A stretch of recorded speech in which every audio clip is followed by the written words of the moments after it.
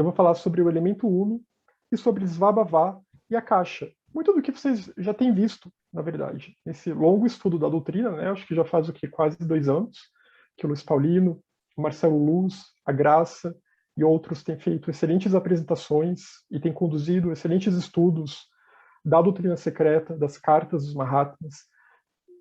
Então, muito vai ser mais uma revisão e trazendo uma ênfase, um enfoque especial também no que a Blavatsky comenta acerca disso em outros textos, e também fazendo uma conexão com outras tradições que estão vinculadas com a tradição sabedoria, que estão vinculadas com a religião sabedoria e que vão usar uma terminologia muito parecida.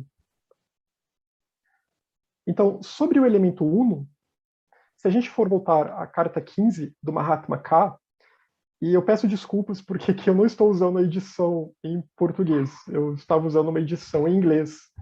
Então a numeração das cartas pode ser um pouquinho diferente.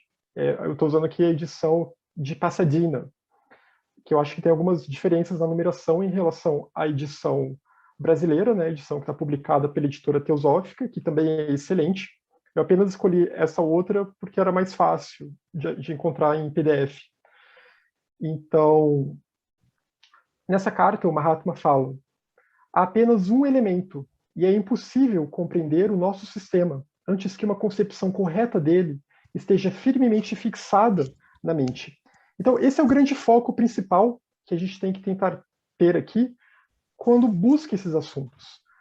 A unidade de todas as coisas. Voltando lá para a primeira proposição da doutrina secreta, e como que, no fundo, tudo é esse um que está em constante transformação. Esse um que vai se tornando muitos, mas que nunca deixa de ser um.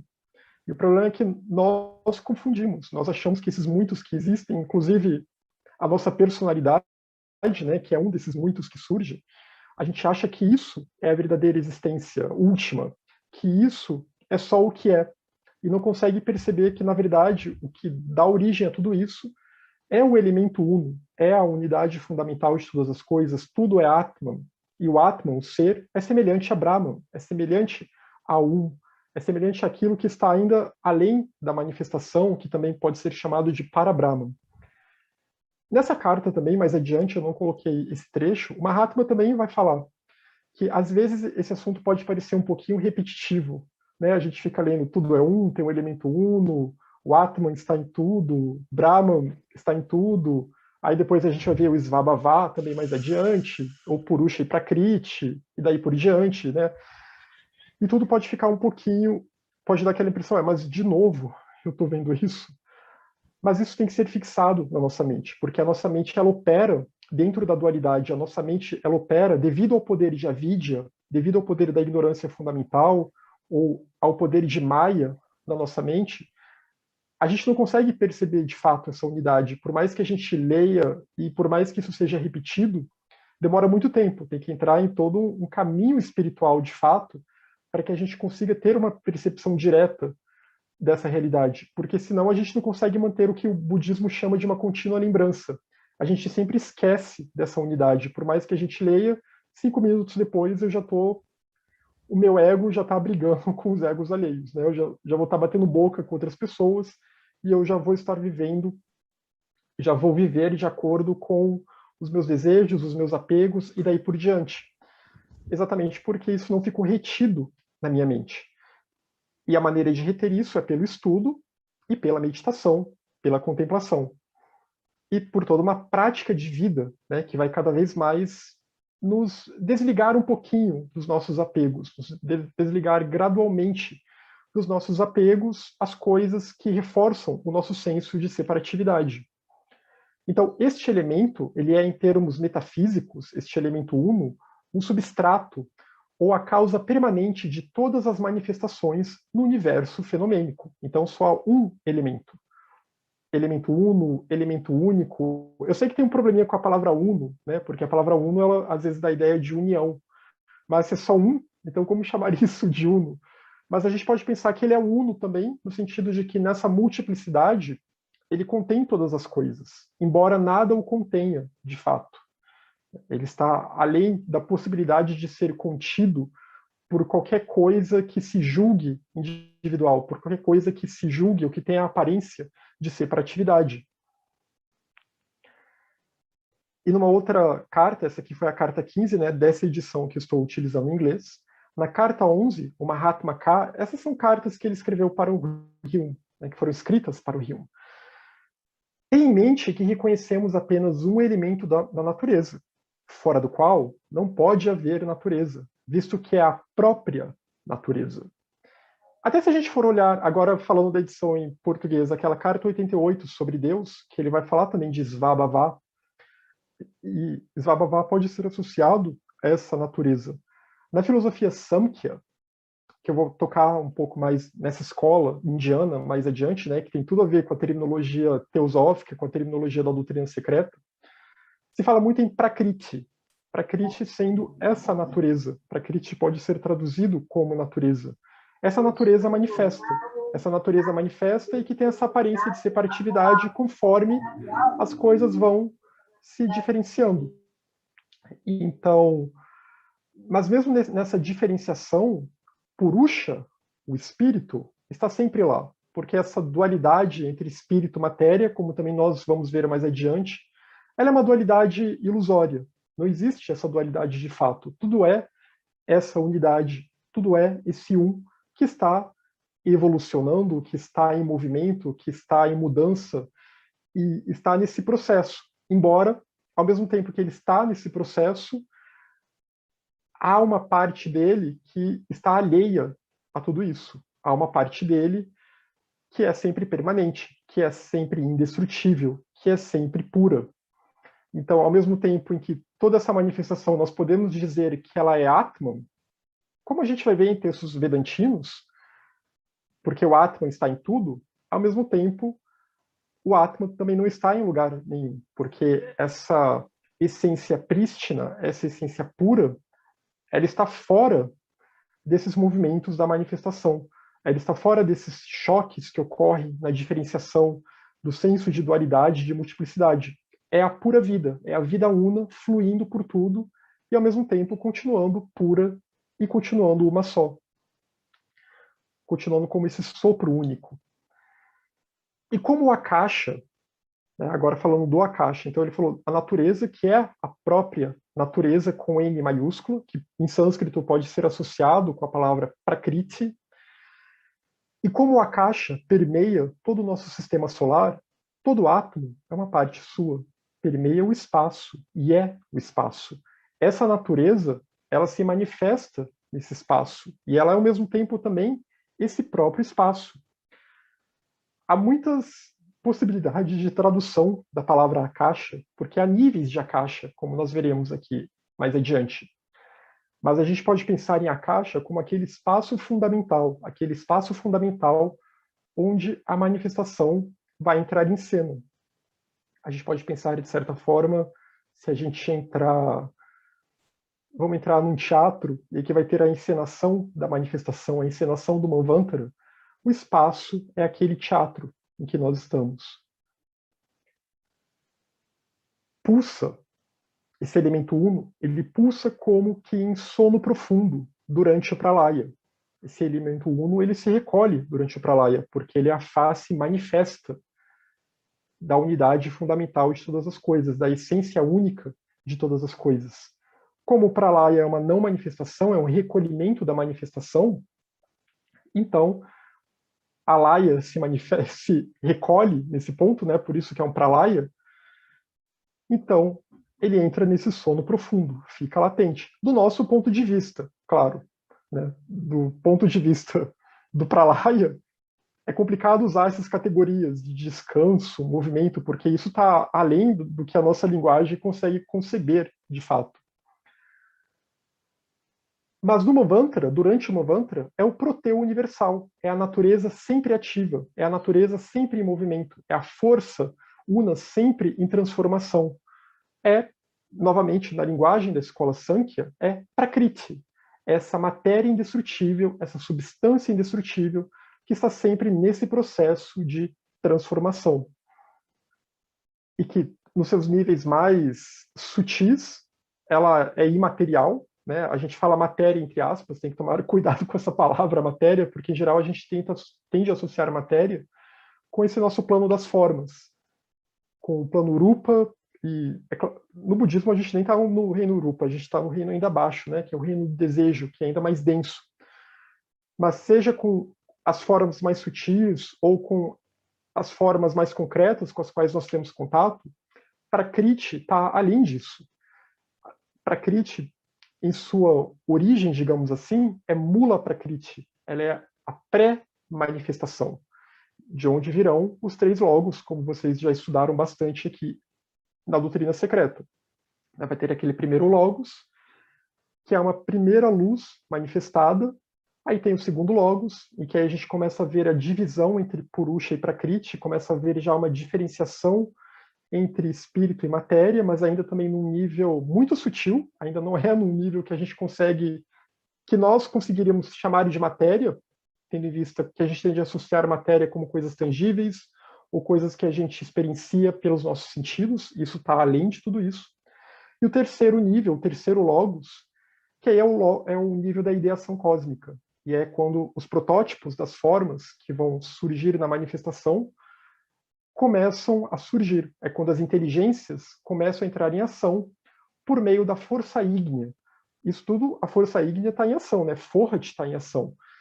E no terceiro logos, Mahat, que deriva dessa força ígnea, que é essa inteligência cósmica, essa mente universal, que também pode ser chamada de Alaya, vai começar essa operação, então, de formar esses protótipos, em que as inteligências vão surgindo, e aí, a cada plano, a manifestação vai descendo, como um chafariz. Vamos imaginar esses três logos como um chafariz. Tem o primeiro, tem o segundo, tem o terceiro, e essa água vai desembocando em diferentes um chafariz interminável, até chegar nos lokas, nos planos mais densos da manifestação.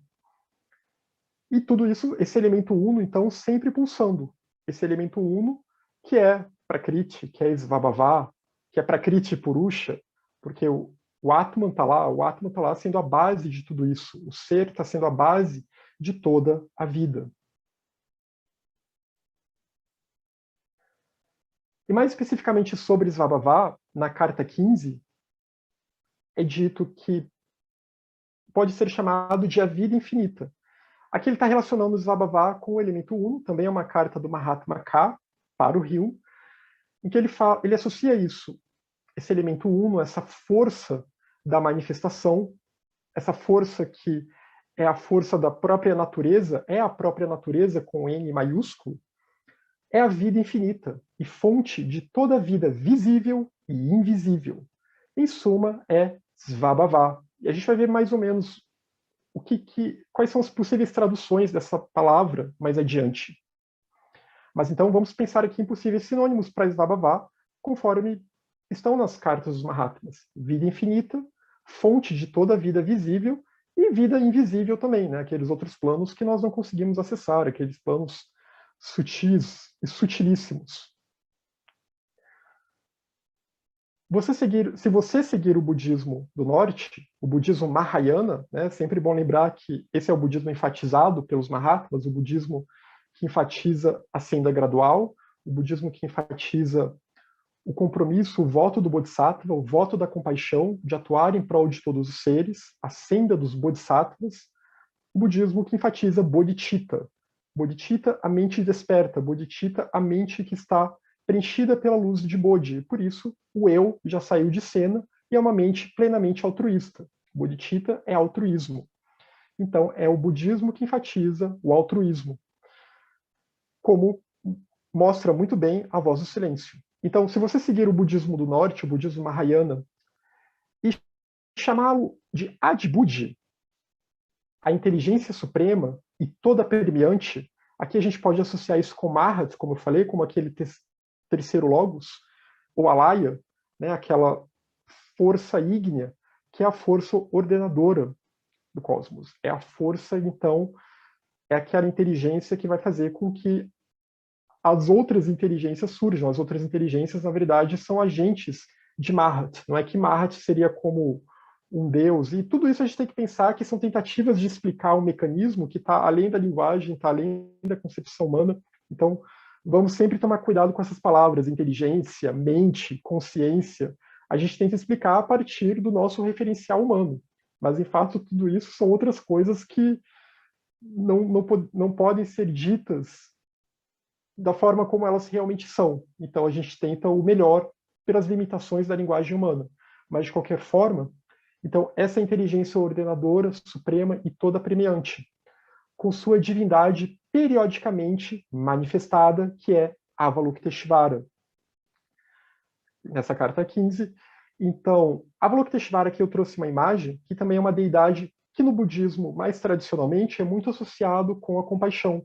Essa energia compassiva é como uma energia que se manifesta. Essa energia de Adi Buda, e Adi significa primordial, né? Adi Budi pode ser relacionado com Adi Buda, como geralmente a gente vê mais comumente nos textos, inclusive na doutrina secreta também, né? Como essa sabedoria primordial, como um sinônimo de realidade última, que também pode ser relacionado com o terceiro logos, com Mahat, com Alaya, com a consciência universal, a mente universal que está presente em tudo, o ser universal, o Atman que está presente em tudo. Há sempre muitos sinônimos aqui. Mas, de qualquer forma, então, Avalokiteshvara representa essa manifestação, como essa possibilidade, essa luz que se manifesta e que quer despertar não só a nós, mas quer despertar a tudo, quer despertar a todos os seres. É a vontade do despertar, é a vontade dessa luz de se fazer conhecida. Ishvara significa o Senhor. Né? E Ishvara também pode ser muito relacionado, dependendo da literatura, né? Pode ser relacionado ao Atman, dependendo da literatura, pode ser relacionado ao Brahma, aquele Brahma que já representa as instâncias, as inteligências criadoras do cosmos, né? Que já não é exatamente mais o Atman, já tem uma diferenciação. Mas se a gente usar aqui Ishvara mais no sinônimo de Atman, como essa luz, esse Senhor que está dentro de nós, está dentro de tudo, a centelha divina, é essa centelha que se volta para o mundo, essa luz que vem para o mundo, Avalok, quer dizer, aquele que olha para os clamores do mundo, aquele que olha para o sofrimento dos seres, então que tenta despertar os seres para a realidade última, que tenta despertar os seres para essa unidade fundamental. Então, toda essa manifestação, todo esse cosmos manifesto, como ele é ao mesmo tempo uma emanação desse elemento uno, como ele é esse próprio elemento uno e é essa própria natureza com N maiúsculo, ao mesmo tempo ela tem em si também a luz universal. Ao mesmo tempo é essa própria luz universal que está permeando tudo e que está pulsando. E aí é uma questão, e ela quer ser ouvida, né, porque faz parte desse processo de evolução cósmica, como mostra a doutrina secreta. Ela quer ser ouvida nessa pulsação. E todo esse mecanismo de evolução cósmica que acontece, ou vamos olhar para a nossa cadeia planetária, né, fazendo uma ponte com a antropogênese, que faz então com que a população os seres do planeta comecem a evoluir até que se chega na vida humana. E na vida humana chega numa determinada humanidade, né, na terceira humanidade, no terceiro Manu, como diriam algumas escolas indianas, ou na terceira raça raiz. Então, vem a mente, vem manas ativando-se, que antes estava latente. Né? Em outros seres e animais, ela fica meio latente, não é muito boa. Assim como o Budi em nós ainda está latente, não está muito bem ativado. Mas então manas se ativa em nós, e com manas a gente ganha a capacidade de discriminar a realidade e a possibilidade então de tentar compreender a realidade, tentar compreender que há essa luz presente, que há um Avalokiteshvara nos corações de todos os seres, direcionando então o nosso manas para Budi em nós, que é a Alaya, que é Atma Budi, que é um veículo do Atma em nós, um Pad do Atma em nós, que é Avalokiteshvara em nós, a gente então busca esse despertar, busca conhecer de fato a realidade, e isso também vai estar ligado à compaixão, vai estar ligado ao altruísmo, porque o poder do eu pessoal, da personalidade, né, o poder de kama manas, né, da mente muito voltada somente para a autossatisfação, para os prazeres sensoriais, para a autoadulação, isso vai sendo deixado de lado.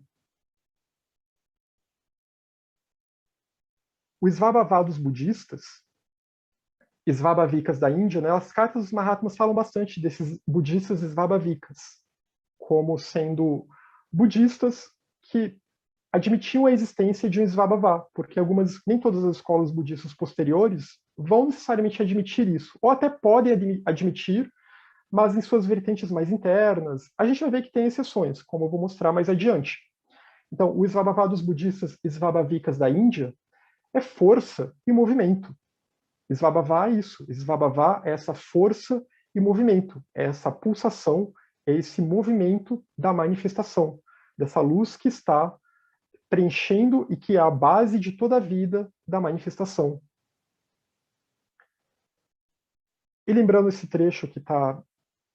Agora eu não lembro direito se está na introdução ou no proêmio da doutrina, né? Me corrijam, por favor, se eu estiver confundindo um com o outro. Mas em que a Blavatsky está falando também da unidade de todas as coisas, e ela vai falar do espaço, que o espaço não é um vazio ilimitado, nem uma plenitude condicionada, mas ele é ambos, sendo no plano da abstração absoluta a sempre incognoscível deidade. Então esse espaço aqui, nesse plano, ele não é nem uma caixa, é algo ainda além do akasha, é realmente a incognoscível deidade, porque a caixa também pode ser traduzido como espaço, né? A gente vai ver que há muitas traduções e às vezes isso pode ficar confuso também. Então é preciso ter paciência quando a gente vai lidar com esses termos. Mas de qualquer forma, então essa plenitude, esse vazio ilimitado é a incognoscível deidade, que ela é vazia de qualquer coisa que não seja a si própria, que ela está além de qualquer tipo de atribuição. Muito como os neoplatônicos vão falar sobre o um, né? Não se pode dizer nada sobre o um. É inefável, é incognoscível, e daí por diante. E ele é vazio apenas para as mentes finitas. Exatamente porque as nossas mentes elas são finitas, as nossas mentes operam dentro da dualidade, estamos no plano da percepção maiávica, nós não conseguimos realmente, de fato, perceber que esse vazio é a plenitude real, que esse vazio é a existência última real, que o absoluto, a absolutividade, é o que é, de fato, que para Brahman é muito mais real em termos últimos do que qualquer outra coisa. Então, ele é vazio apenas para as mentes finitas, e no plano da percepção maiávica, ele é o pleno. No plano da percepção maiávica, ele é o receptáculo absoluto de tudo que é, seja manifestado ou não manifesto. É, portanto, o todo absoluto. Então, nesse plano da nossa percepção maiávica, é o ser que é pleno e que contém todas as coisas.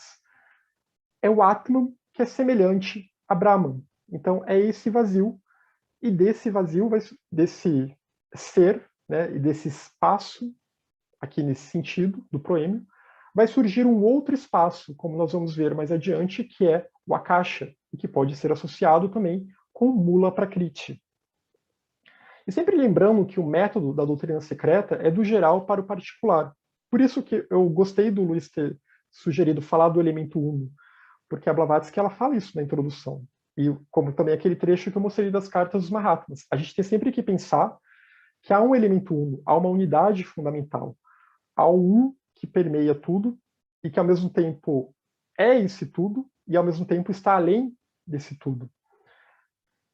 E sempre pensar que não há uma dualidade absoluta entre espírito e matéria, entre Purusha e Prakriti, aqui na terminologia da escola Sankhya. Eu sei que muita gente que estuda essa escola, às vezes vê como uma escola dualista, mas na verdade ela é uma escola não dualista. Na verdade, os dois são faces da mesma moeda. Prakriti é a manifestação e Purusha é esse espírito, é o Atman que está presente em toda essa manifestação e que é a vida dessa própria manifestação. Prakriti é um upadi, é um veículo, é um envoltório de Purusha. E é como se dá, então, a manifestação. É como se dá, então, toda essa natureza intrínseca que podemos chamar de Svabhava, e que está sempre, como o proteu, sempre evolucionando, sempre se transformando nesse útero, nesse espaço que faz parte de si própria, que é o Akasha. Como diz o Mandukya Upanishad, tudo isso é Brahman. Atman é Brahman. Então, para simplificar, eu sei que pode ficar, às vezes, muito confuso o estudo da doutrina, porque né, são muitos termos, e aí a gente vai vendo como que se dá a manifestação em diferentes planos, né, e em planos sutilíssimos. Na própria doutrina é dito que há coisas lá que nem adeptos muito avançados ainda dominam completamente. Alguns daqueles assuntos que estão nos trechos das instâncias de Dzyan que foram publicados. Né? É bom lembrar que nem tudo está lá na doutrina. Há mais, o livro de Dzyan é maior do que isso. E não está completamente disponível. Bom, quer dizer, está para aqueles que são dignos, está para os adeptos, esses sim podem acessar o conteúdo completo. Mas então, como diz o Mandukya Upanishad, é a gente colocar isso e meditar sobre isso, como os Upanishads ensinam, como a Vedanta Advaita ensina, pensar que tudo isso é Brahman e que Atman é Brahman. Tudo isso é o Um. E o ser é Brahman. O ser que está manifesto é o Um. Então, sempre tentar colocar isso em mente. Sempre, quando vamos ler esses textos, ou, se possível, 24 horas por dia, tentar ter isso em mente, de que tudo é um, tudo é esse ser, e o ser é semelhante ao um.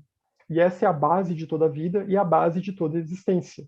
Então, quando a gente vai estudar esses diferentes termos da doutrina secreta, esses diferentes níveis de manifestação, Akasha, Svabhava, Forhat, Mahat e daí por diante, a gente tem que pensar que tudo isso é permeado por esse Atman, que tudo isso é esse ser universal que está em tudo. E nada escapa dele. Algumas possibilidades de tradução de Svabhava, e na literatura teosófica a gente geralmente vê uma transliteração diferente da transliteração usual, da transliteração mais usada hoje em dia. A gente vê Svabhavat com um T.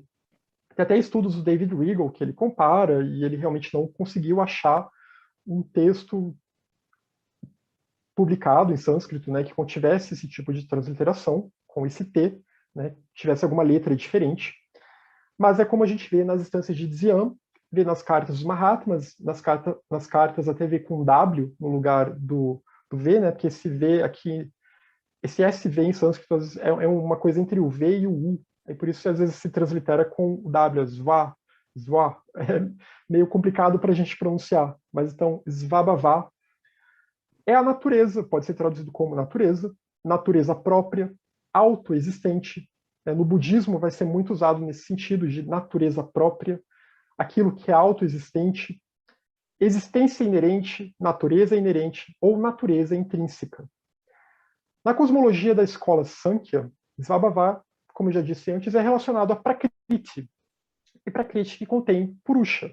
Então é como essa substância indestrutível que contém o espírito, né, a matéria indestrutível, entre aspas, e que é o início da manifestação, que é o que possibilita com que o Atman se manifeste.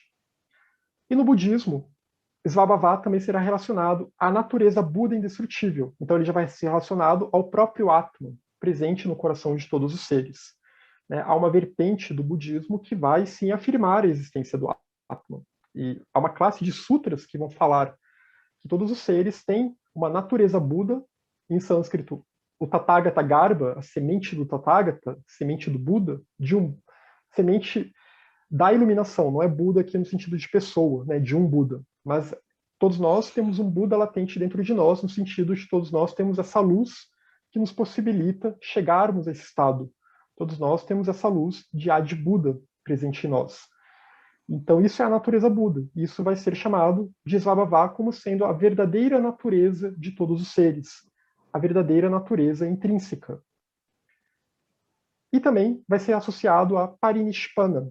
Isso a gente vai ver mais adiante, que é a natureza plenamente estabelecida na linguagem do budismo Yogacara e que também é citado na doutrina secreta. Blavatsky fala em Parinishpana como Summum Bonum. E quando tudo havia se recolhido no Pralaya, repousava em Parinishpana, como esse absoluto, como sinônimo de Parabrahman. Akasha, e também aqui diferentes transliterações, pode ser traduzido como o espaço, um dos 5 elementos sutis. Então, Akasha vai ter vários sentidos. E Akasha, por isso que acho que é o termo que pode causar mais confusão, na verdade. Ele pode ser traduzido, mais comumente hoje em dia, ele é traduzido como espaço em diferentes textos de diferentes escolas indianas, né? Vedanta, Sankhya, budismo, em traduções da Bhagavad Gita e daí por diante. Ele é considerado um dos 5 elementos sutis em muitas dessas escolas, como na Sankhya, como também na Vedanta, por exemplo, que é um Mahabhuta, junto com fogo, ar, água e terra. A gente tem que pensar que esse Mahabhuta, esses 5 elementos sutis, não é só exatamente o fogo como a gente conhece. Não é esse fogo físico. Também não é o ar como a gente conhece. Também não é a água como a gente conhece, e nem a terra como a gente conhece. Mas são, digamos assim, as versões mais sutis desses elementos. E o Akasha, em alguns textos, vai ser dito que ele é o que vem primeiro. Ele é o que vem primeiro, aí do Akasha vem o fogo, do fogo vem os demais. E muitas vezes, por isso, o Akasha vai ser traduzido como éter, o éter dos gregos antigos. E aí vai ter um problema que a Blavatsky também vai abordar, eu vou mostrar aqui, porque a ciência do século XIX também vai procurar um tal éter, mas que não é esse mesmo éter dos gregos antigos. O éter dos gregos antigos, que Plotino vai falar sobre esse éter e também antes do século XIX, mais ou menos, eu posso estar errando o século aqui, mas acho que mais ou menos lá para o século XVII, os filósofos do fogo, Robert Flood, também vão falar desse éter dos gregos, que é como um elemento sutilíssimo, o elemento sutilíssimo que penetra tudo, que está em tudo.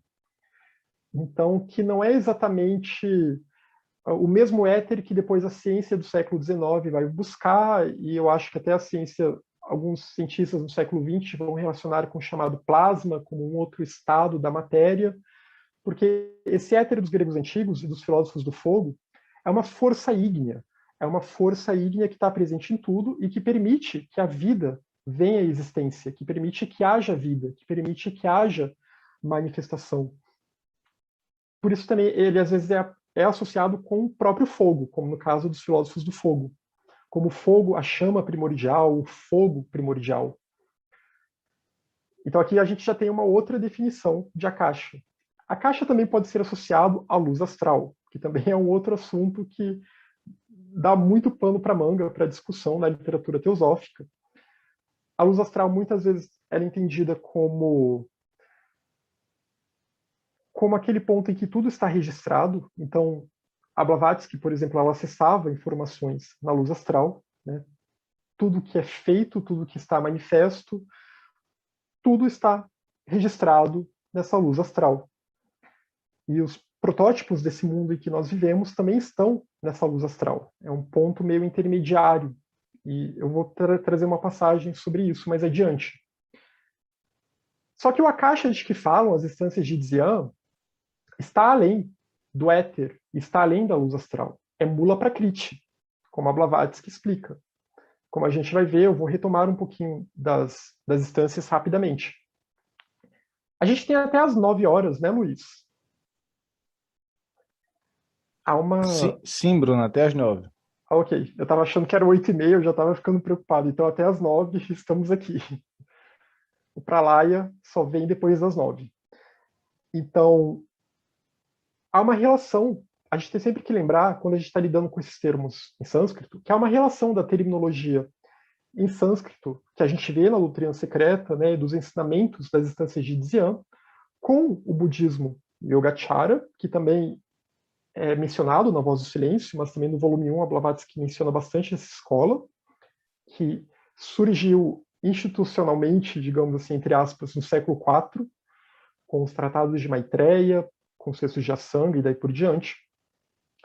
E também com o sistema Kalachakra, né? Muitos de vocês já devem ter visto várias palestras que eu andei fazendo aí por aí nos últimos, não só eu, mas outras pessoas também andaram fazendo por aí nos últimos tempos. Tem aquele livro, eu não coloquei o livro aqui, mas tem um livro que eu traduzi do David Regal, que ele estudou bastante sobre isso e escreveu artigos sobre isso, né?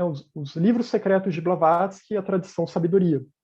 É um livro que até há pouco tempo estava à venda pela livraria da Editora Teosófica, né? Ele foi editado em Portugal, pela editora do Centro Lusitano, pela editora do Kluck, e recentemente a Editora Teosófica recebeu uma remessa de lá, então talvez ainda esteja disponível. Mas então a gente tem essa relação com esse sistema Kalachakra, que o David Reagle, inclusive, vai ter a hipótese de que, possivelmente, o texto raiz desse sistema, que é um sistema budista muito avançado e muito esotérico, que vai ficar sob os auspícios da escola Gelugpa a partir do século XIV, XV, até o século... né, até os tempos atuais, pensando no núcleo mais interno da escola Gelugpa, no núcleo dos Tashi Lamas ou Panchen Lamas. Então, esse sistema ele vai falar de cosmogonia, esse sistema ele vai falar da identidade entre o macro e o micro, o macrocosmos e o microcosmos. E esse sistema vai ter termos em comum com a escola Sankhya, vai ter uma linguagem muito parecida com essa escola e com outras escolas indianas também. E a gente vai ver termos que a gente vê na doutrina secreta, como Adibuda, como vários outros termos aqui que a gente vai ver. E a questão aqui é que o David Reagle vai ter a hipótese de que talvez o texto raiz desse sistema que se perdeu, na verdade, seria as instâncias de Dzyan. Então, muito possivelmente a fonte, e também da Voz do Silêncio, né, a Voz do Silêncio também está relacionado com esses textos, o livro dos Preceitos Áureos, a fonte da Voz do Silêncio, de Luz do Caminho, também é a mesma fonte. É a mesma fonte em comum com o livro de Dzyan. E possivelmente, claro, a gente tem que pensar que, em termos ocultos, esotéricos, muitas dessas filosofias que a gente vê que estão vinculadas à religião sabedoria, como a escola Sankhya, a Vedanta Advaita, que é muito mencionada por Blavatsky, pelos Mahatmas, muito do que está nos Vedas e muito do que está nos Upanishads também deriva das instâncias de Dzyan. Então a gente tem que pensar que há uma familiaridade aqui entre essas tradições e o que é apresentado nas instâncias de Dzyan. Então vale a gente investigar o que as tradições dizem, até para a gente ter um apoio no nosso estudo, para ajudar a nossa compreensão desses termos. Né? Não é à toa que o segundo objetivo da sociedade teosófica é o estudo comparado das diferentes tradições que estão vinculadas a essa religião sabedoria. Então agora, chegando na instância 3, no ponto 10, que eu sei que vocês já viram, então eu vou ser bem rápido aqui. O pai-mãe, o Uri de uma tela, cujo extremo superior está unido ao espírito, luz da obscuridade única, e o interior, a matéria, sua sombra. A tela é o universo, tecido com as duas substâncias combinadas em uma, que é Svabhava. Então a gente vê que Svabhava, aqui na linguagem da doutrina, é essa combinação das duas substâncias, de espírito e matéria. Essa combinação de, na linguagem Sankhya, Purusha e Prakriti. É o Prakriti que é o veículo de Purusha. Então, ao mesmo tempo em que a matéria, a substância que começa a surgir, também tem o espírito lá presente, tem o Atman lá presente, que é o que dá vida e que é a própria vida. E que dela vem esse upadi, vem essa veste, que é essa tela. Mas antes de Svabhava, essa tela é esse pai-mãe. Ela vem desse pai-mãe. Esse pai-mãe que urgiu o que é esse pai-mãe. O pai-mãe é esse espaço onde essa tela vai surgir. Então, é o que a gente pode chamar de um espaço, ou como um útero, um ovo, talvez, onde essa tela vai surgir. Então, o pai-mãe já é uma pré-manifestação. É o início dessa manifestação, é o germe dessa manifestação. E Blavatsky, nos comentários à doutrina secreta, vai dizer que a caixa é apenas o que é chamado de mãe ou pai-mãe. Quando a gente vê esse pai-mãe, tem os dois aspectos em si, mas muitas vezes também pode ser mais associado até com o aspecto mãe, se a gente for imaginar isso como realmente um útero, onde as coisas vão começar a se manifestar. Então há essa possibilidade. É claro que tudo isso aqui é uma linguagem simbólica, É uma linguagem que a gente tenta explicar com as limitações do nosso pensamento humano, né? Com as limitações da concepção humana. Porque, de fato, a caixa não tem sexo. A caixa não é nem pai, nem mãe. Nem Atman, nem Brahman tem sexo. Né? Então, a gente fala em Deus Pai, fala em Grande Mãe, essas coisas, Pai e Mãe, etc., em diferentes tradições espirituais, né? A gente usa essa linguagem pelos limites da nossa concepção humana, porque, na verdade, nada disso tem gênero, tem sexo. Tudo isso está antes de qualquer possibilidade desse tipo de separação.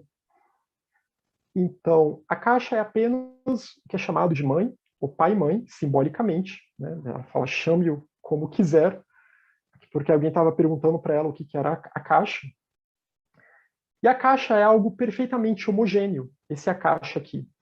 É a raiz sem raiz de tudo. É mula prakriti. É a raiz sem raiz da natureza. É a raiz de prakriti, a raiz da natureza. É a pré-natureza. E é dela que vem essa tela. Essa tela que vai ser esse espaço em que as coisas se manifestam. Esse espaço, então, em que surge Svabhava, que é esse Prakriti e esse Purusha. Primeiro vem uma luz, né? Primeiro vem aquele primeiro logos, aí depois vem o segundo logos, que já há uma certa dualidade, já vai haver aquela possibilidade de matéria se manifestando com o espírito que lhe dá vida. É uma dualidade que não é uma dualidade absoluta. Vamos sempre lembrar, os dois estão unidos aqui. Mas já é uma instância de diferenciação. Não é um contra o outro. Então a caixa é algo perfeitamente homogêneo, é a raiz sem raiz, é mula prakriti, é a raiz sem raiz da natureza, aquilo que é totalmente desconhecido para nós. E a gente está aqui tentando conhecer isso, falando sobre isso, mas algo que é desconhecido, é algo que realmente não tem como a gente conceber isso de fato, como é de fato, porque nós estamos muito abaixo desse plano de existência. E aqui a Blavatsky vai falar um pouco dessa questão das traduções da palavra Akasha. Aqui é um livro, né, o Comentário sobre a Doutrina Secreta, publicado também pelo Centro Lusitano, uma excelente tradução. Eu sei que muitos aqui no Brasil também estiveram envolvidos na tradução, na revisão, né? Foi um trabalho muito bem feito e que eu acho que também atualmente pode ser encontrado na livraria da Editora Teosófica, aqui, no site da editora. Então, vejam os orientalistas. Eles traduzem invariavelmente a caixa como éter. Digo que nada pode ser mais errôneo do que isso. Porque éter é algo que a ciência suspeita estar composto de partículas ou algo ambíguo. Porque aqui ela está falando daquele éter, não é o éter dos gregos, mas é o éter dos cientistas do século XIX, que estavam desconfiando de que existiria um composto de partículas. Seria um composto mais sutil, né, uma espécie de fluido, que seria diferente daqueles outros estados da matéria, como líquido, gasoso, sólido, mas que ainda assim seria algo composto de partículas, ainda assim seria algo material. Né? E aí, de novo, vem aquele cuidado com a palavra matéria, porque mula prakriti e prakriti, no seu estado puro, é chamado de matéria, mas muito entre aspas, né? É algo que está além, e que não está é não composto de partículas, porque vai ser, na verdade, a fonte de todas as partículas que vão surgir depois na manifestação. É ela que vai se diferenciar depois das várias partículas. Então não pode ser chamado desse éter de que os cientistas falavam. E aí a Blavatsky agora vai falar do éter dos gregos, né, que eu tinha até mencionado. O Plotino vai falar nesse éter, a filosofia platônica e neoplatônica vai tratar desse éter, e depois os filósofos do fogo na Inglaterra, né, Robert Flood, também vão tratar desse mesmo éter que os gregos tratavam. O éter, que é um elemento, certamente não é o éter do qual a ciência fala. Então, se vocês estiverem estudando algum texto de filosofia grega antiga, um texto neoplatônico, e virem essa palavra, não é essa mesma aqui desses cientistas materialistas do século XIX. Éter E aqui a transliteração que fica mais próxima do grego, né, com esse A e esse E juntos, o éter dos gregos, ele é dual. Ele é espírito e matéria, e ele é um nível intermediário. É o primeiro fogo celestial diferenciado. É a luz astral dos cabalistas. Então, aqui é interessante, esse espírito e matéria eu coloquei como colchete, porque mais adiante no texto ela vai relacionar com esse éter, né? Mas aqui eu coloquei só para fins de condensar a passagem. Então, esse éter dos gregos, ele ainda assim não é esse mesmo Akasha que a gente está vendo aqui. Ele ainda não é Mula Prakriti. Ele é uma instância abaixo de Mula Prakriti, porque ele é uma instância em que já há diferenciação, em que já há esse aspecto dual espírito-matéria, esse aspecto dual Purusha, espírito, e Prakriti, matéria ou substância, se vocês preferirem, né, para não ficar muito confuso esse uso da palavra matéria, espírito, substância, que sejam. Mas então é algo que não é Mula Prakriti, que não é aquela pré-manifestação, que não é a raiz sem raiz, né, a raiz sem raiz da natureza, algo totalmente desconhecido. E que também pode ser associado como, de certa forma, a deidade da manifestação. Né? Os gnósticos vão falar numa instância chamada Barbelô, que também é um útero universal e que também pode ser considerado como esse pai-mãe, onde vai ser um estado de pré-manifestação. Então, os gnósticos antigos cristãos, eu digo. Mas então, a gente tem esse éter dos gregos, que é dual, que é espírito-matéria, é Purusha e Prakriti, e é um nível intermediário. E é esse primeiro fogo celestial diferenciado, essa substância, esse primeiro fogo que vai dar origem aos outros elementos constitutivos da manifestação, que vai tornar possível a composição de partículas, né? A divisão entre partículas, a diferenciação entre partículas, melhor dizendo, e a própria manifestação das várias formas, e daí por diante, a partir dos protótipos que também vão surgir desse fogo. É a luz astral dos cabalistas. E aqui já vai entrar também a questão da luz astral, da tal da luz astral, que, pelo que eu entendi, também tem vários níveis, né? Mas que é uma instância intermediária, e que não é só essa instância em que a gente vê os registros das coisas, mas que também tem esse outro nível desse fogo celestial diferenciado. Só que a caixa, em seu aspecto mais elevado, né, ainda mais elevado que esse aqui, como eu falei, ainda mais elevado que esse éter dos gregos, ou que esse fogo celestial diferenciado, a caixa, em seu aspecto mais elevado, é Mula Prakriti. E é claro que esse fogo celestial diferenciado, a gente também pode pensar aqui como é o Forrat, que está agindo agora no plano da manifestação, em que já começa a haver algum tipo de diferenciação. Como eu falei, tudo é o elemento uno. É o elemento uno que está se transformando. A gente está dando nomes diferentes aqui para algo que, em essência, é uma coisa só. Mas a gente está tentando entender como que em diferentes níveis da manifestação, em diferentes planos da manifestação, do mais subjetivo às realidades mais objetivas e concretas, como que isso vai se transformando e se diferenciando. Então, mas só para ter essa ideia central, que a caixa no aspecto mais elevado é Mula Prakriti. Então, a caixa mais elevado, como ela vai dizer nesse livro, também não é a luz astral. A Mula Prakriti está acima da luz astral. E aqui a Blavatsky diz, a luz astral ela é periódica.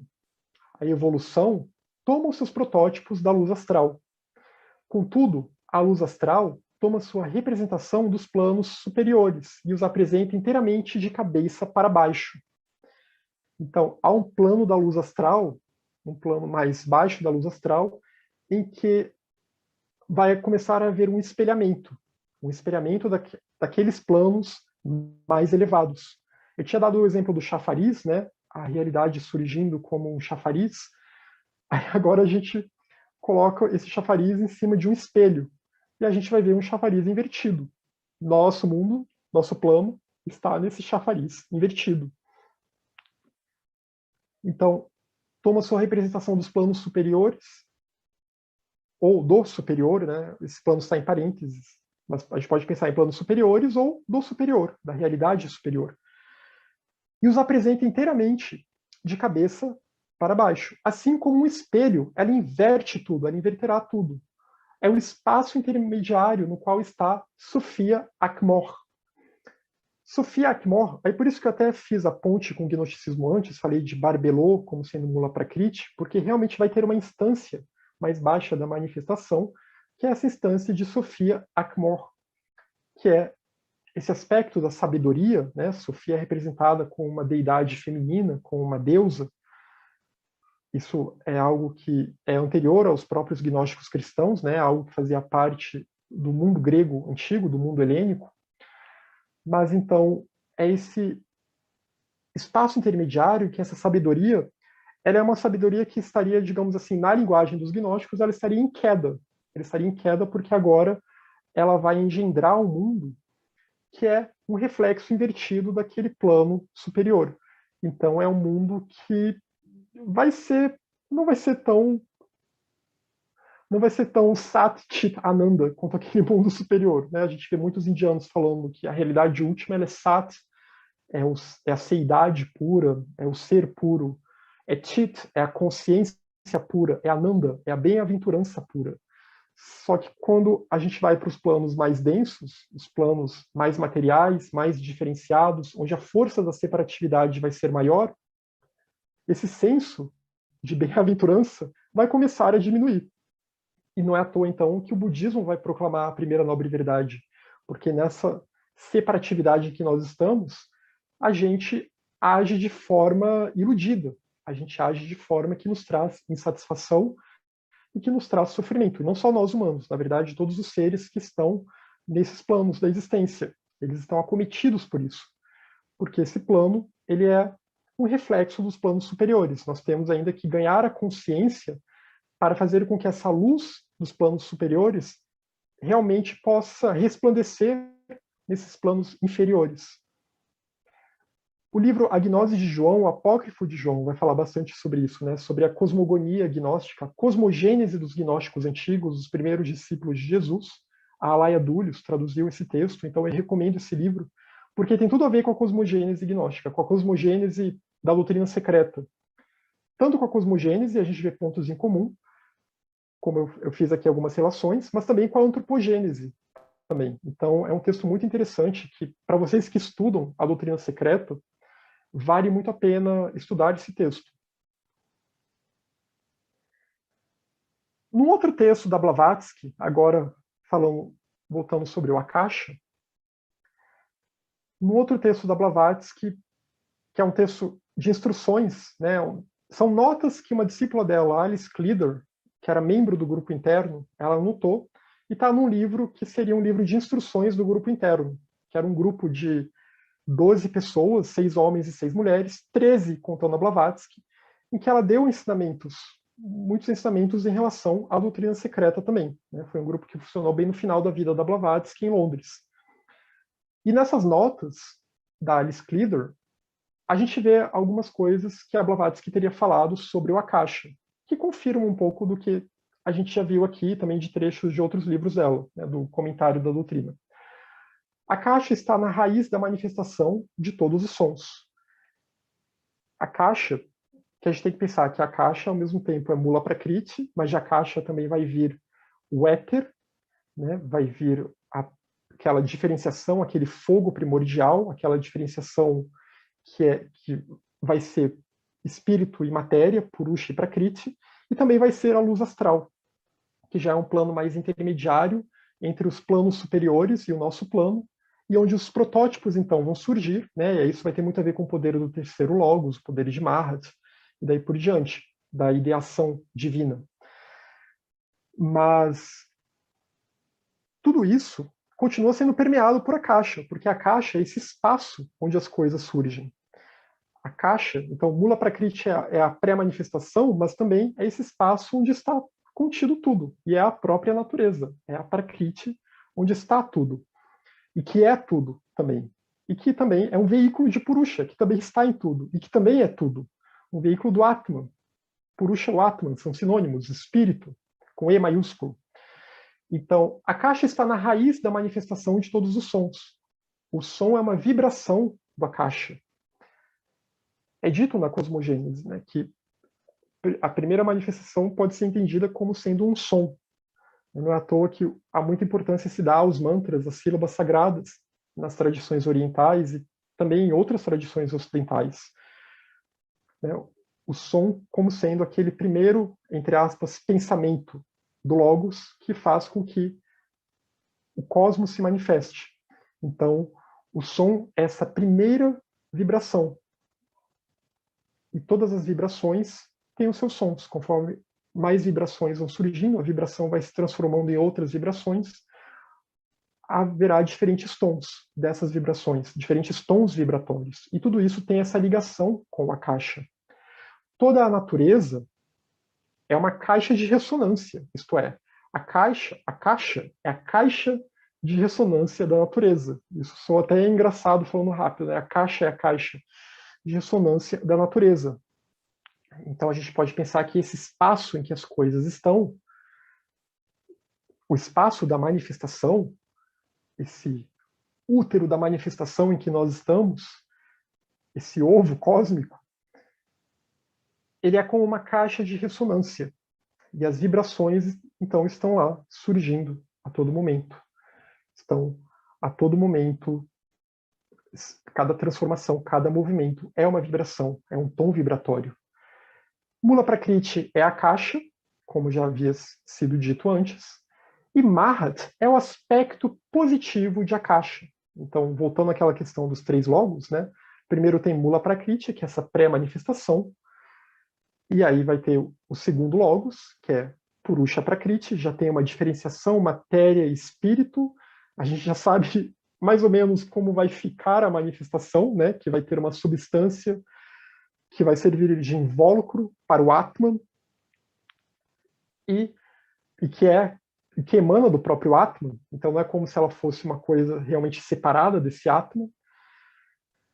E Mahat, que é o terceiro logos, Mahat, ou chamado também de Alaya, é esse terceiro logos, que é esse aspecto positivo de Akasha, e que também é associado a Budi. Né? Budi é esse raio que está presente em nós, é esse terceiro logos, é essa sabedoria que está latente em nós, essa complicado chamar de intuição, porque Budi é mais do que isso.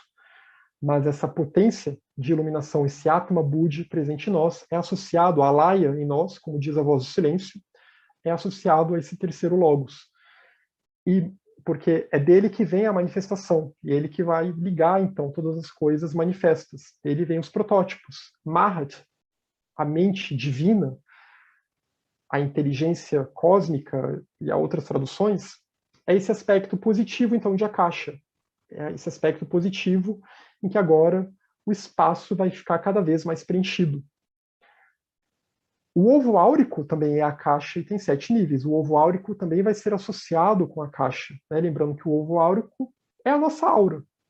Dando aqui um exemplo bem no nosso corpo humano, nosso ser humano. O ovo áurico, então, ele é a nossa aura. E no ovo áurico, também é dito num artigo da Blavatsky, nos escritos coletados, né, nos collected writings, é dito que no ovo áurico ficam registradas as nossas ações kármicas.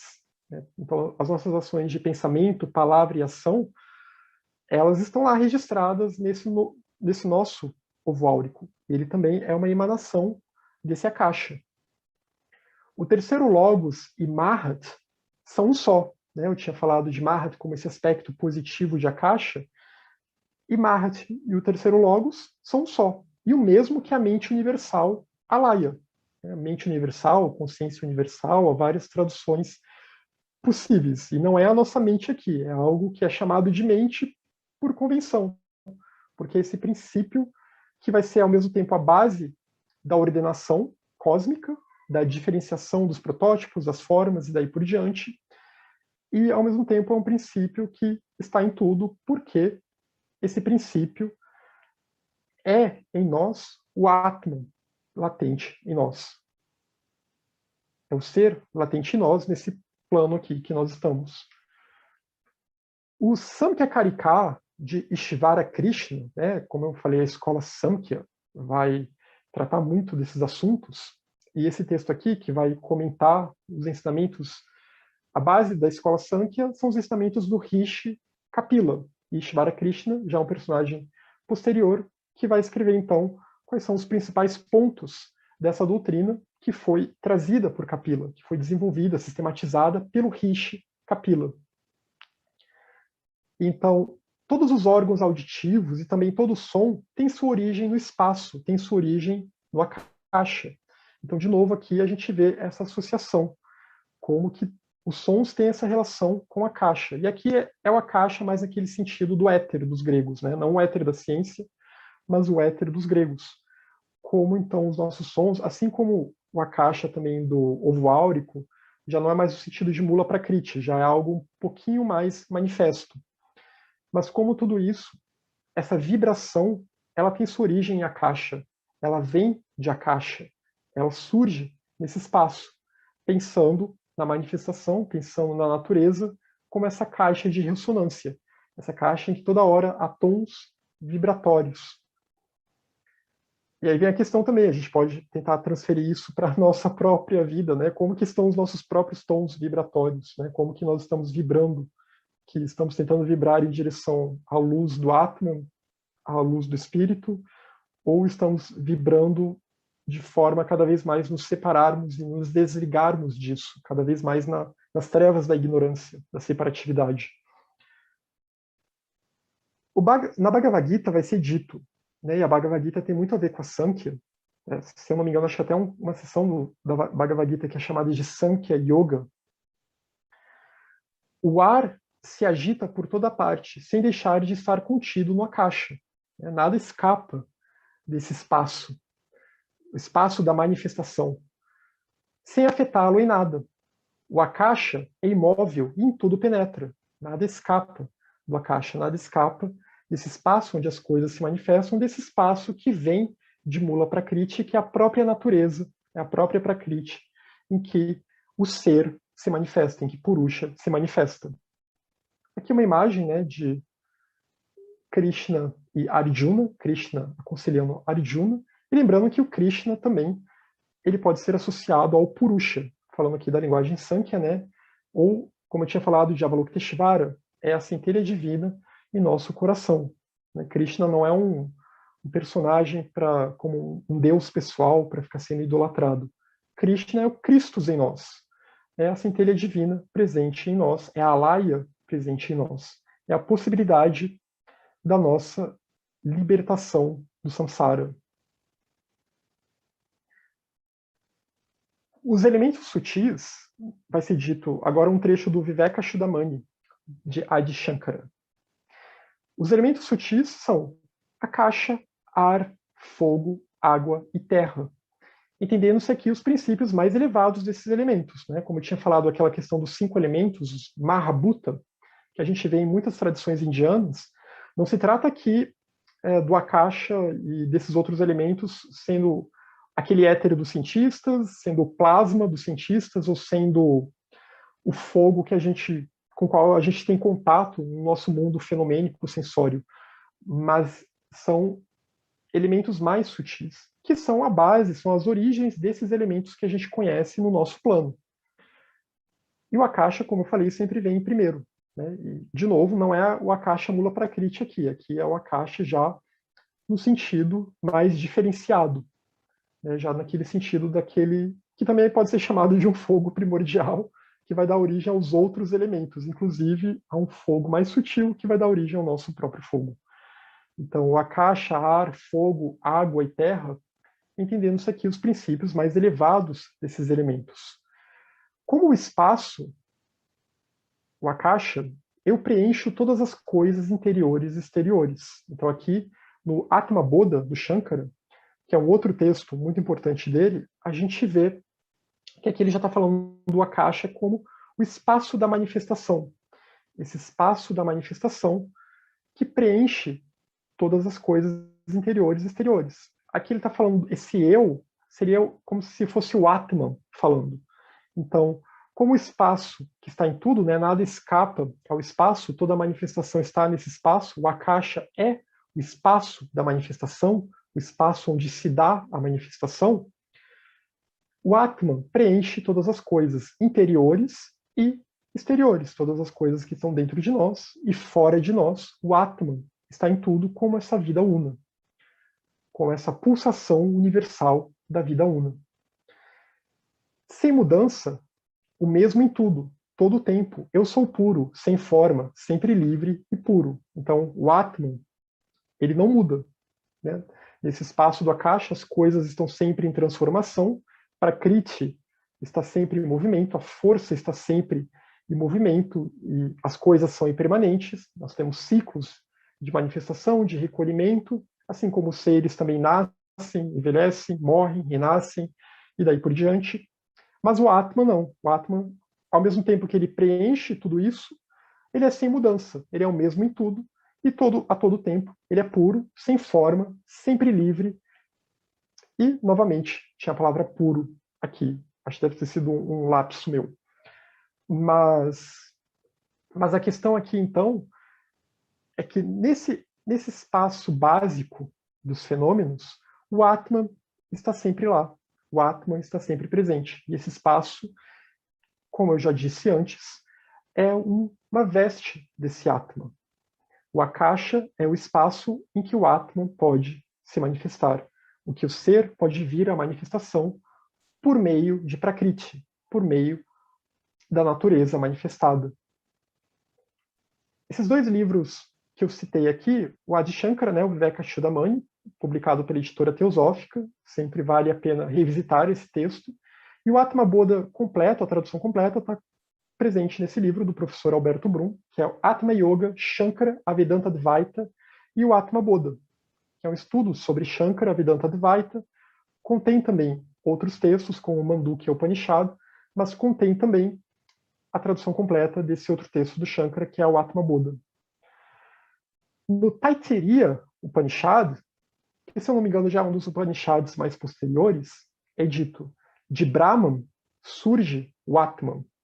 Do Atman, o espaço, o Akasha, veio a ser. Então, do Atman surgiu o espaço da manifestação, que a gente pode pensar aqui até como Mula Prakriti, num primeiro estágio, né, aquele estágio pré-manifestação. Mas que dele vai possibilitar com que o Atma, por si mesmo, o si mesmo, se manifeste. Né? O Senhor que manifesta a si mesmo, esse Svabhava que vai se manifestar a si mesmo, essa natureza intrínseca, essa Prakriti que vai manifestar a sua verdadeira natureza, que é Purusha. Então, de Brahman surge o Atman, do Atman, o espaço, Akasha, veio a ser. Do espaço, Akasha, surge o ar, do ar, o fogo, do fogo, as águas, das águas, a terra, da terra, as plantas, das plantas, o alimento, do alimento, o homem. Então, estou só descrevendo aqui todo o processo de manifestação, né, até que surge, aí a gente agora pode até associar ao nosso planeta, né, ao nosso globo, à nossa cadeia planetária, até que vão surgir as plantas, surge o planeta, as plantas, daí por diante, e até que surge o ser humano, surge a humanidade.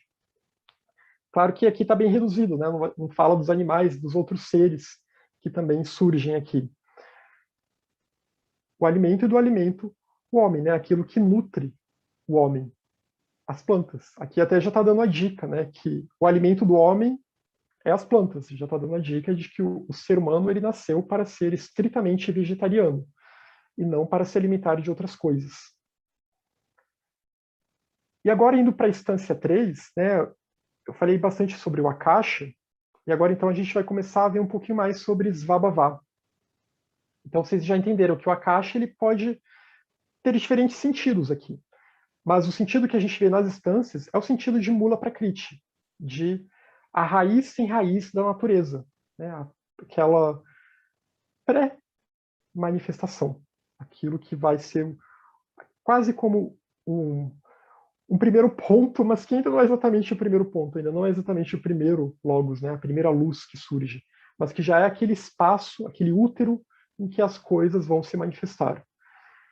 E também tem o sentido de luz astral, no sentido de algo que é mais intermediário, no sentido de já uma instância da realidade em que os planos da diferenciação vão surgir de uma diferenciação mais grosseira, digamos assim, de uma separatividade maior, vão surgir como uma sombra dos planos superiores. Então, tem esse sentido de luz astral, e também a gente vê que a luz astral também vai incluir, né, todo aquele registro de coisas que podem ser acessadas, né, o registro do que foi, do que é e do que será, dentro de um determinado manvantara, né, e que ela está, como a Blavatsky fala, essa luz astral, ela também está em transformação, porque conforme o manvantara está cada vez mais não, ele está sempre em movimento, então esses registros, digamos assim, também vão se transformando. Isso também pode ser relacionado com aquele éter, né, que é aquela substância que é como pode ser entendida em algumas linguagens como fogo primordial, e também pode ser entendido como esse Purusha Prakriti atuando como segundo logos, atuando quando já há algum tipo de diferenciação. Então vocês viram que só o termo Akasha pode dar muitos problemas, porque ele pode ser associado a muitas coisas, né? E eu ainda nem entrei em como, às vezes até algumas escolas budistas tratam do Akasha, às vezes de uma outra forma, às vezes só realmente como um espaço entre as coisas, né? Nem chegando a tratar do Akasha nesse sentido mais cosmogônico. Então, esse cuidado que a gente tem que ter, mas que nas instâncias de Dzyan, a Akasha é primeiramente Mula Prakriti. Então, a tela se distende quando o alento do fogo a envolve e se contrai quando tocada pelo alento da mãe. Então, a tela agora está se distendendo. Aqui eu trouxe a Mandala Kalachakra, como eu falei dessa ligação, né, entre as instâncias de Dzyan e o Kalachakra. A gente pode talvez tentar imaginar a manifestação como essa tela. Kala é tempo, chakra é roda, né, a manifestação como essa roda do tempo. Tempo aqui é naquele sentido de duração, né, um tempo incondicionado, não o tempo como nós o concebemos, mas aquela duração em que uma manvantara surge, né, uma eternidade em que uma manvantara surge e as coisas começam a se diferenciar, porque é por meio da duração que é possível que o espaço, por essa delimitação, o espaço vai diferenciar, vai dar uma duração, e nesse combo espaço-tempo incondicionado, é possível então que as coisas possam se delimitar também, que as coisas possam se manifestar e se diferenciar e ir se transformando nesse movimento. Então a tela se distende quando o alento do fogo a envolve, quando o alento do Forrat a envolve, e se contrai quando tocada pelo alento da mãe. Então, os filhos se separam, dispersando-se, para voltar ao seio de sua mãe, no fim do grande dia, tornando-se de novo uno com ela. Então haverá um retorno no Pralaya, o grande dia, né, naquele chamado dia ser conosco, quando há um recolhimento da manifestação. E aí tudo vai se recolher novamente em Mula Prakriti. E Mula Prakriti vai se recolher também. Vai se recolher em Parabrahman. Então, a tela se distende quando o alento do fogo a envolve e se contrai quando tocada pelo alento da mãe. Então, os filhos se separam, dispersando-se para voltar ao seio de sua mãe no fim do grande dia, tornando-se de novo uno com ela, quando o fogo se recolher. Seus filhos se dilatam e se retraem dentro de si mesmos, em seus corações. Eles abrangem o infinito. Como eles ainda não se recolheram, eles estão se dilatando. Eles se dilatam, se retraem dentro de si mesmos, em seus corações, e vão abrangendo, então, o infinito. O infinito é todo esse espaço que está contido, em que tudo está contido, é esse Akasha. A expansão e a contração da tela, ou seja, do material ou dos átomos de que é feito o mundo, exprimem aqui o movimento de pulsação, porque é a contração e a expansão regular do oceano infinito e sem praias, daquilo que podemos chamar o númeno da matéria. Então, esse movimento de pulsação é esse númeno da matéria, emanando de Svabhava, que constituem a vibração universal dos átomos. Lembra que eu falei do Akasha, que a Akasha é como uma caixa de ressonância, a natureza é como uma caixa de ressonância, em que a gente vai ver essa vibração que vem do Akasha. Essa vibração é Svabhavá, é esse raio que vai fazer com que as coisas cada vez mais se diferenciem. Essa natureza intrínseca, que pode ser associada, também como já vimos, a Prakriti, que pode ser associada a essa natureza essencial, que é um envoltório, é um invólucro do Atman, é um invólucro de Purusha, é um invólucro do espírito. Svabhavá é a essência mística, é a raiz plástica da natureza física, diz a Blavatsky, ou diz um comentário, né, que imagino que tenha sido escrito pela própria Blavatsky, que está no volume 1, aqui, da Doutrina Secreta. Então a gente vê aqui que tem essa relação entre os dois, e aqui, como esse Svabhavá, essa essência plástica que preenche o universo, é a raiz de todas as coisas, é, por assim dizer, o aspecto budista concreto da abstração denominada Mula Prakriti, na filosofia hindu. Então, da mesma forma que a Sankhya relaciona Svabhavá com Prakriti, aqui também é como...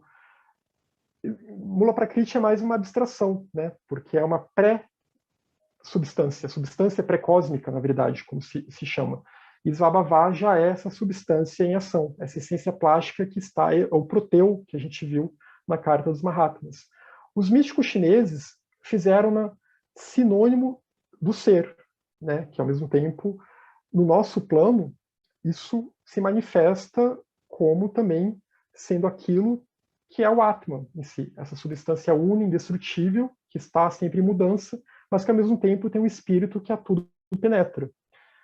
A substância que dá a substância a si mesma, subhava. Su igual a belo e bhava, o ser, o estado de ser belo. Isso a gente pode até associar ao neoplatonismo também, né? Pensar aqui nessa beleza cósmica. A palavra cosmos tem muito a ver com a ideia de cosmético, com ordem.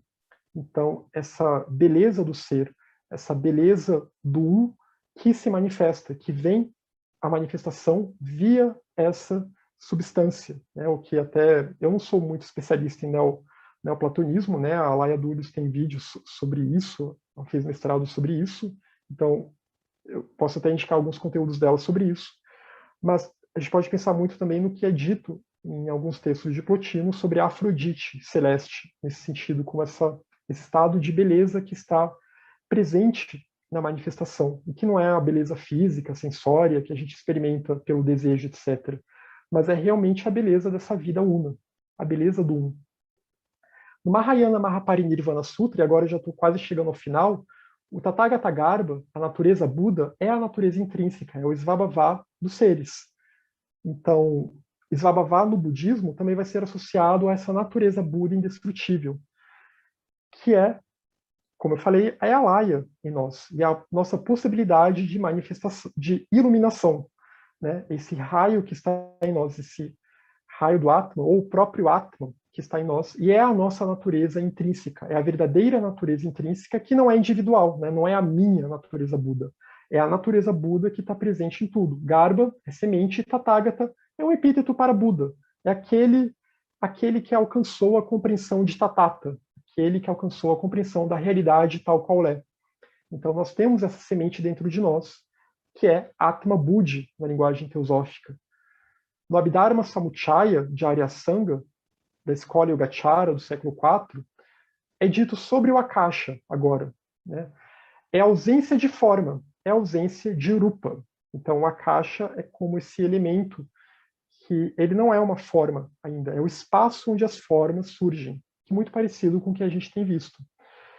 E se fala muito em Svabhavikalpa, que é aquela ilusão quando o nosso eu, que está aqui nesse nosso plano mais diferenciado, mais da diferenciação, da separatividade, né, maiávico, o nosso eu ele se ilude achando que tem natureza própria. A gente acha que o nosso eu é a nossa natureza essencial, nosso eu individual, separado, nossa personalidade. E isso é uma ilusão, é um vikalpa de Svabhavá, é um delírio de Svabhavá, uma imaginação de Svabhavá, que não é o verdadeiro Svabhavá. A verdadeira natureza intrínseca é o Atman, é a natureza Buda presente em nós. O Abhidharma Samuccaya de Arya Sanga também vai falar nos chamados três naturezas, né?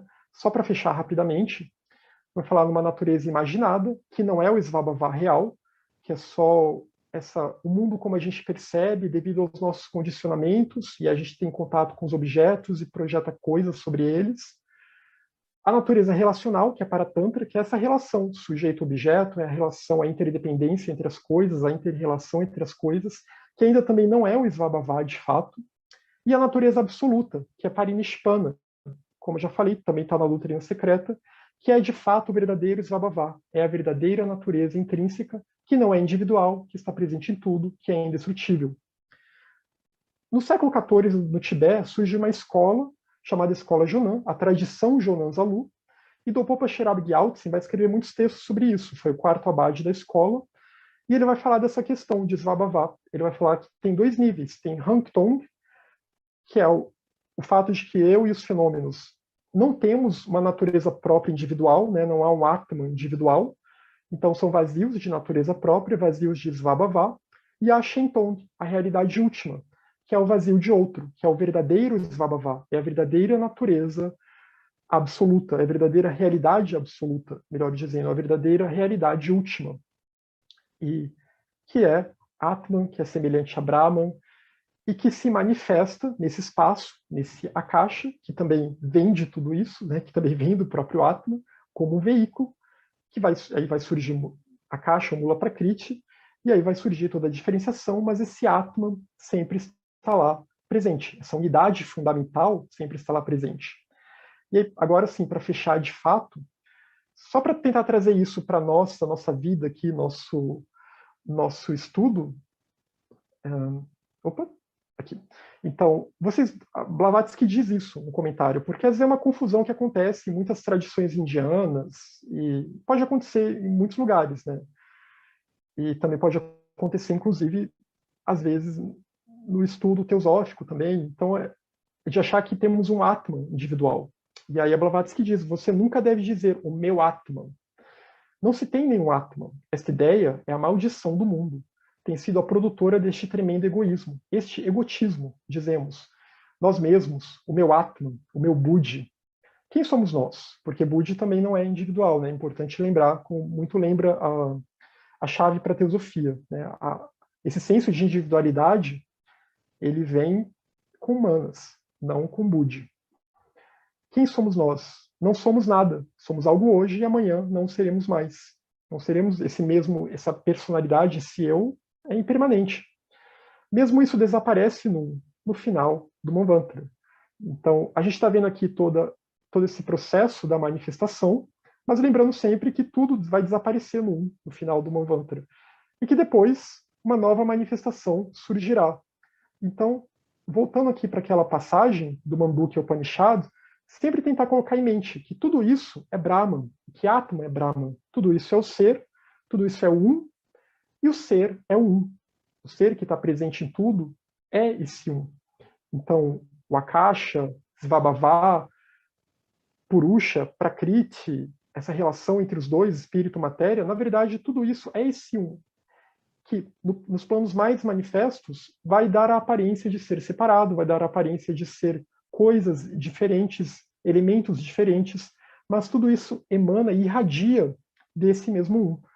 Então, sempre tentarmos ter isso em mente quando formos estudar esses assuntos, né? Quando formos pensar nesses assuntos, que a natureza, que o Svabhava, que se manifesta no espaço, no Akasha, no útero universal, na substância pré-cósmica de Mula Prakriti, tudo isso são veículos do Atman, são veículos do ser que está se manifestando, e o ser, por si só, é semelhante a Brahman, é semelhante ao Um, é o próprio Um, tudo é Um.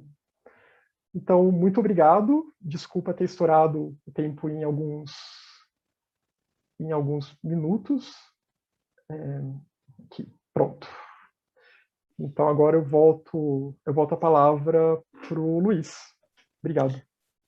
Então, Bruno, nós aqui agradecemos, não tem nada a ter passado alguns minutos, daria para ficar ouvindo aqui muito mais. como a gente está acostumado também, né, nesses momentos em que a gente faz uma apresentação específica, a gente sempre extrapola, é natural. Então, brigadão mesmo pelo material que você trouxe e veja quanta coisa bela a gente pode extrair de 3 palavras, né? As 3 palavras que significam muito. E é sempre bom a gente ver isso dessa Sim, forma, por isso que essa proposta também de a gente às vezes vai estudando ponto a ponto, mas essa ligação e ver o significado delas com maior abrangência e trazendo até o nosso dia a dia, né? Então, muito bom mesmo, muito sim, bom. sim. Acho que Graça está vendo aí o bate-papo, tanto aqui do Zoom quanto lá do YouTube. Tem alguma pergunta, Graça? Tem não? Não? Não. Ah. Eu vi só alguns comentários rapidamente no chat, né? O Aham. Luiz Paulino lembrou que as É, 3 naturezas, Parinishpana, Parikalpita e Paratantra da escola Yogacara do budismo, também são mencionados na doutrina secreta, né? No volume 1 da Cosmogênese. E eu vi um comentário também que lembrava, né, que Bula Prakriti também é substância, assim como eu também tinha falado, é a chamada substância pré-cósmica, né? É uma é uma substância ainda não muito tanto Substanciosa. substanciosa, exatamente. Ela ainda é uma pré-manifestação, mas que já é aquele envoltório que vai permitir com que a manifestação surja. Por isso é associada com a Akasha, né? Um sinônimo de Akasha, do Akasha mais elevado, como sendo esse espaço em que o cosmos surge, ou o ovo cósmico, né? Aí pode relacionar também com Hiranyagarbha depois, onde a diferenciação vai surgir e tudo mais. Tem muitas possibilidades aí que dá para relacionar, mas só lembrando, tudo é Atman, tudo é um. tá. Eu acho que tinha uma pergunta lá atrás, logo no início, de Aqui, Cláudia, no Zoom. Deixa eu ver no se eu Zoom, resgato aqui. Os registros holográficos, não sei se seria o termo adequado, o livro da vida do judaísmo, os registros acásticos, então, se encontram nisso, que se É, denomina luz astral? é nessa luz astral. Que hoje em dia às vezes se chama, né, de registros akáshicos, mas a Blavatsky, inclusive, ela vai dizer que não é muito adequado usar tá aqui. essa terminologia, né, que é melhor nesse caso chamar mais de luz astral mesmo, embora ela seja algo que venha do Akasha, né, mas é um plano já inferior, Adiante. né, adiante, exatamente, Tem uma adiante. pergunta agora. Então não é realmente o Akasha em si. Diga. Leudo Lima, seria correto entender que a evolução da matéria é uma expansão do simples para o complexo? E a evolução do espírito deve ser uma contração do complexo para o simples? É interessante esse ponto, Leandro. Nunca tinha pensado sobre isso. A gente pode pensar assim que a manifestação, né, ela é do um para o muitos. Então, de certa forma, é do simples para o complexo. Vou E, colocar e de aqui. certa forma, assim, a volta, o caminho de volta, ele é realmente buscar essa, buscar esse mecanismo de simplificar, de retornar ao simples, né, de fazer sentido de toda essa multiplicidade e ver que, na verdade, há uma unidade simples e fundamental que é, que é a base de tudo. Então, a gente pode pensar sobre isso, né? Se a gente for pensar em Pralaya como uma contração, como o cosmos se contraindo e retornando, né, retornando para o um, a gente pode pensar que o caminho para a iluminação, o caminho para o Budado é a mesma coisa. A Blavatsky fala isso na doutrina secreta. Só que a gente realizar esse Pralaya de forma consciente. A gente realizar esse Pralaya não ficando à mercê só do processo natural, mas é nós nos tornarmos agentes de fato, né? Desenvolvermos a nossa consciência, a nossa mente, para que então todos os nossos veículos nesse caminho, para que então a gente siga essa senda de forma ativa, como co-criadores de fato da natureza. Eu sei que essa palavra co-criador pega meio mal hoje em dia por causa da moda aí dos coaches, mas é nesse sentido de você realmente desenvolver o poder de Kriya Shakti, o poder criativo que está latente em nós, e para desenvolver isso tem que ativar Buddhimanas, tem que levar nossos manas para Budi, montar o Antakarana e se alinhar, então, com o Atma Buddhi em nós. Interessante. A pergunta dele também reflete um pouco o pensamento do Sloka 11 e 12 da instância 3, em que talvez o simples, se a gente imaginasse como esse um, não é, Bruno, de onde tudo sai, Sim. e o complexo como a própria existência, e o contrário também, né, que é exatamente o movimento de um Manvantara, de um Pralaya, onde todas as formas externas deixam de ser e volta-se àquele estado original do elemento de onde tudo se originou. É interessante. Exatamente, exatamente. Né? Falando até Então, parece simples, né? A gente falar é simples, o um ele é simples. Agora o difícil é a gente, a gente de fato fazer esse caminho. É isso que é pois difícil. é. Mas então, muito obrigado, pessoal. Tá. Muito obrigado pela oportunidade e muito obrigado por fazer esse estudo, né? Por vocês disponibilizarem o estudo da doutrina secreta de tão boa qualidade numa sexta-noite e os estudos que vocês têm feito das cartas também, sempre muito bons. Tá. Então, acho que a gente pode finalizar, não é, Graça? Eu acho. Então, a gente agradece a Bruno. Bruno retorna conosco também nos dias 26 de novembro e 3 de dezembro, que dessa vez ele vai apresentar o Sloka 5 e o Sloka 6 da instância 4. Então, a partir da semana que vem, a gente vai ter início a apresentação da instância 4, da cosmogênese, com o Luiz Torres. Luiz Torres vai fazer a apresentação do Sloka 1 e 2 a semana que vem.